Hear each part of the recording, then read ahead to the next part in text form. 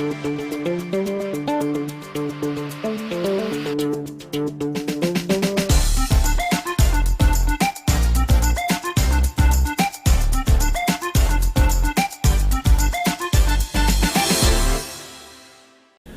Sunil. Hi Aditya, how are you doing? Very well. Welcome to Sudeep Audio's channel. Thank you. We've all seen you during a short Harman video tour. Yes. But today we are here to talk more about you as an audio engineer who has been in the industry for, I would say, 11 plus whatever, so 2002 onwards. Correct. Yeah. So 15 years, and It's a long time, yeah. yes, it is. And for the last 5 years, you've been the front of house sound engineer for AR Rahman. Yes. So a lot we will all learn from you and your journey. I hope. Yes, we Also will. good to learn from everybody else. It's a great initiative, meaning I keep watching the channel on and off, not really regular. So, but it's good to kind of get people to give out their thoughts, get education out there for people who cannot really go to schools and whatnot. Great. I think that's it. Most of us didn't really go to schools, especially in audio. Great. So, So yeah, that, great. that brings me to this opening question as to how did you end up becoming a sound engineer? So I think it starts with the first time I knew I wanted to do audio. That was close to, I think I was in my 7th grade then, so probably 12, 13. Mm-hmm. That's when I knew I wanted to do audio. And education was so bad at that point in time that I didn't even know what audio really was. So, But why audio of all things? I mean, so it really fascinated me because, being raised as a Catholic, you go to church ever so often, and I think that's one of those first things where you figure out audio in the truest sense, because you see somebody speaking at the far end of the church, and most of the times you don't really hear what they're trying to say. So you hear some garbled, muffled stuff, and you're like, why is it so bad, or how can this be better? And then you get to certain points. I remember as a kid I played with pipes and talking into pipes with open flares on the other end to see how it amplified, and that's what it was for the longest time. I always thought the person on the other end was speaking into a tube, and tubes went into what was so-called loudspeakers, and that's how you heard them. Then there was the era of FM radio becoming common, and then we had All India Radio, which ran, I think, a few hours of English music every evening or so, and then I used to figure out how I make FM reception better in my house. That's a point in time when I managed to get my hands on somebody's radio who had come down from the Middle East, and I stripped it open. I tried to expand the antenna, eventually fixed a cable to the roof of my balcony, pull the radio to the point I could take it without degrading audio quality, and then running a huge cable into the bedroom that I used to sleep in. And I had a loudspeaker in my pillow because you couldn't really make noise at that point in time at night. So that is when audio really, really fascinated me. I'm like, there's so much you can actually do with these things that we don't really know. And then around that time, when I was in the 7th, 8th grade, I had these bunch of friends who were in the school band, the school music group, and I always wanted to be a part of that. But I sucked at singing. I still do. I don't know to play any musical instrument. So the only way I could be part of them was if I went there and tweaked a few knobs, trying to make them sound better. Again, this was a day of that integrated mixer amplifier that every school has with horn loudspeakers. That really, really kind of got me in, because I figured out by just doing a few things, the results were drastic improvement between what the school electrician did versus what I could do. So at that point in time, I knew I wanted to do audio. And a few months later, surprisingly, there was this one guy on the ground floor of my building in one of the shops that used to rent out audio for parties and events and stuff. And he was building his own loudspeakers. So I went and I started helping him, and then eventually, help carry loudspeakers to venues and stuff like that for whatever, 100, 150 rupees, depending on what time of the year it was. Parents were okay with whatever you're doing? Not initially. It was like, okay, he's doing something whilst other kids are going and playing around, so he's figured out a way to get his own pocket money. then when I got more and more serious about it, they were like, this is a problem now. Because so I remember when I actually joined sound.com and I started going in there, they were very much against it. But yeah, coming to that point in time, I joined these guys, and then I helped build loudspeakers, and then how to better systems. And mind you, at that point in time, the internet was still coming in. You only had dial-up connections, computers were not to be found everywhere, cell phones never existed. So the only way to educate yourself was to make it all the way to Palm or any audio store and pick up whatever brochures they had. So a lot of what I know today, or a lot of what I started learning today, goes to Ahuja and Behringer and Studio Master, because these were the only guys who would entertain almost anybody who came into the shop. They're like, here, take this brochure, whatever. And then I'd read about a gate and a compressor, and I'd be like, this sounds fancy. I don't know when I'll be able to use one. And didn't take any formal training? I did not. So what happened is after I finished my 12th grade, like junior college, I knew that there was this college in Mahim that had something in audio. This was the St. Xavier's Technical Institute. Yeah. So I went all the way there, and they told me that they had stopped this 10 years back. So I was like, okay, where else can I do it? And they're like, unfortunately, nobody does it, and that's one of the reasons we stopped it, because we didn't see students come here specifically for it. So I was like, okay, what is the other thing I can do over here? So they said, we've got this 2-year thing that's diploma in electronics and radio engineering. And I'm like, okay, I'll do that. So I went there, I did that, and surprisingly, Warren had passed out from St. Xavier's Technical Institute in the last batch that went out exactly 10 years before. Okay. So that was one of his hunting grounds to get people to come work for him in the company. And I remember the last few days of the examination, I was walking down in the school kind of pre-function area, and I saw a notice on the board that said sound.com, we're looking for technical whatever engineers or so-called, I don't really remember what it was, but somebody who can come work with us. And I figured out it was within a decent 25-30 minute walking space from where the college was. So I'm like, why not give it a try? So the last day of the exams, I walked in there, I met Warren, and obviously I went in there just to figure out what a sound company is, because this is for the first time I heard a sound company that was recruiting talent of a college. So I was like, this has to be big. And I had no idea about events or whatnot.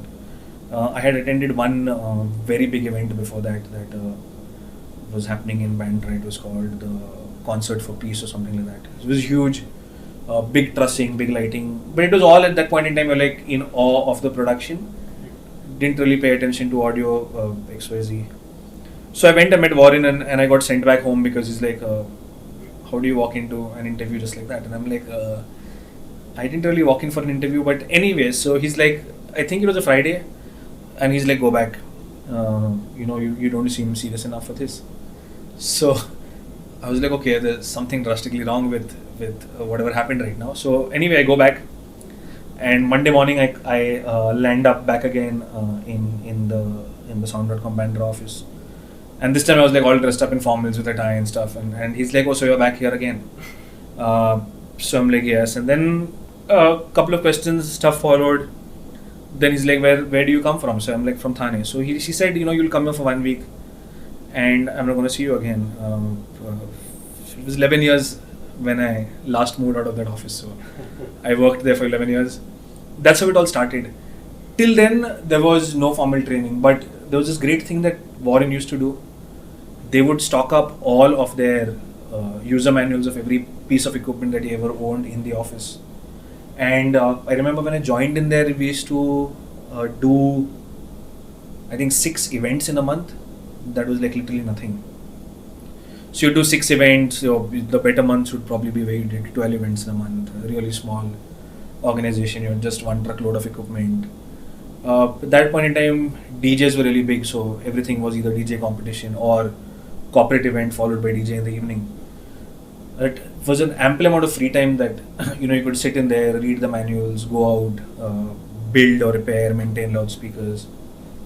And I think that's where I got a lot of exposure to live sound as it is. And of course, a lot of it goes to Warren for the way he'd talk about his experiences, and he'd kind of, I think at that point in time, do one trip annually to some place abroad, go meet a production company, or go for a concert, come back, and try to bring those ideas back to where we were. That is kind of, I think, the beginning of my formal education in audio. So I think that the first 2 years over there were really crucial. There's a lot of books to read, a lot of stuff that he had, and Warren would train. I think we were around 8 of us who started working with him from St. Xavier's. We trickled down to 2 after the first week, and then after 3 months, I was the only guy who stayed back. I think that then he'd actually take the trouble to kind of make us read books and then come quiz us on a Monday morning, or whenever he'd have time. He'd kind of make us sit and he's like, so what have you learned? So he actually groomed you. How is this? He did a lot of that initially. Somewhere down in the middle, that thing got lost because Sound.com as a company started growing extremely busy. From 6 events in a month, we ended up doing 30 in a month and stuff. And then you're perennially battling, how do you get more work, how do you get more equipment. I think a lot of that stuff, so somewhere down the line it got lost, but that had built a routine or a cycle, so to speak. So I had literally log on to Pro Sound Web and the forums, try to read stuff off there, look up at certain manufacturers, read their manuals, learn about stuff.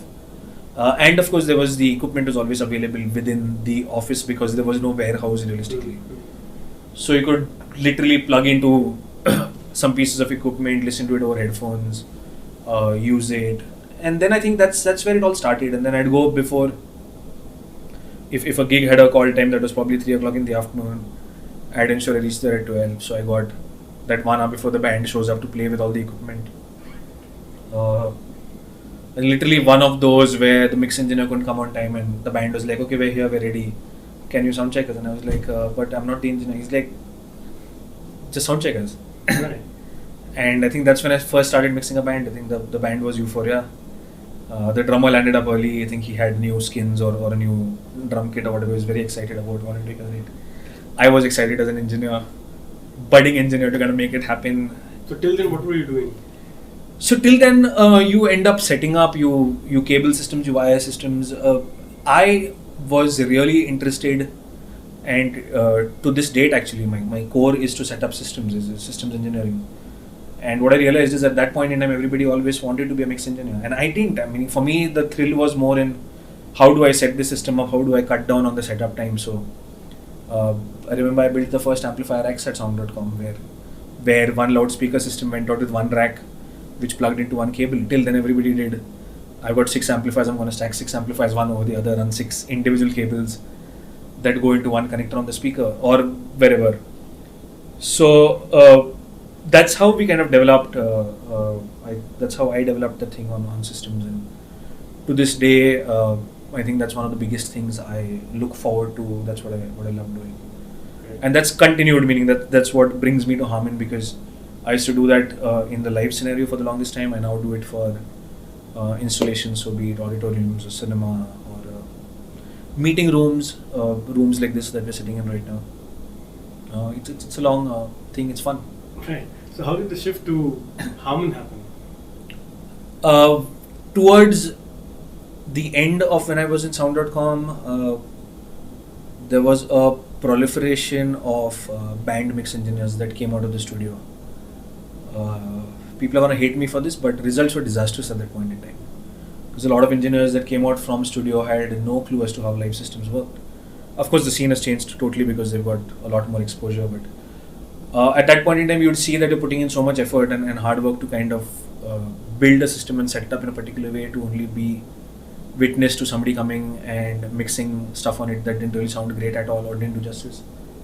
That kind of kept getting on to me at a particular point in time, when the only thing I eventually did then was just go set up systems for really large scale events. But really large scale events happen 3 or 4 times in a year. So that didn't really give me much to do at different points in time. And I was like, that's probably time for me to go explore other avenues where I can put my primary skill to work. So Harman, because they were, meaning they're based in India, they're extremely serious about what they want to do with the market. So I think that kind of really worked well, and they were the only guys who had a proper design team in place.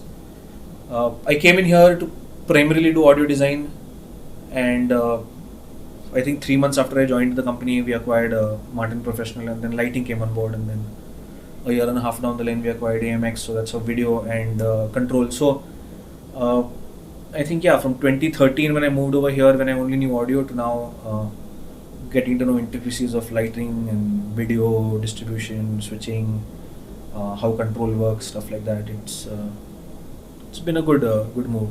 So, how did you train yourself in lighting and these other departments? I took you to that room slightly before. Maybe if we have some time later, we just kind of show them what that room was about. You can maybe patch that in and edit somewhere. But we set that room up, and even before we could set that room up, the thing over here is you can lay your hands on any piece of equipment you want because we own most of it. So set it up in here, read online tutorials, check people's webinars, and then learn lighting. And that's what I've been doing the last few days. I've been delving deeper into video switching and control, because we've set up a new office across the road which has most of our stuff in there. So it's a new playground. You have all the equipment with you, just learn, read stuff. And there is, of course, you have no limit to reaching out to other people within the organization. So I think that's it's a good thing in terms of an educational. So the education, like you said, still continues.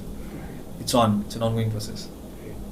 So thanks for sharing your journey with us. Absolute pleasure. In the next part, we'll talk about challenges that you face at work when you handle live sound for artists like AR Rahman. Right.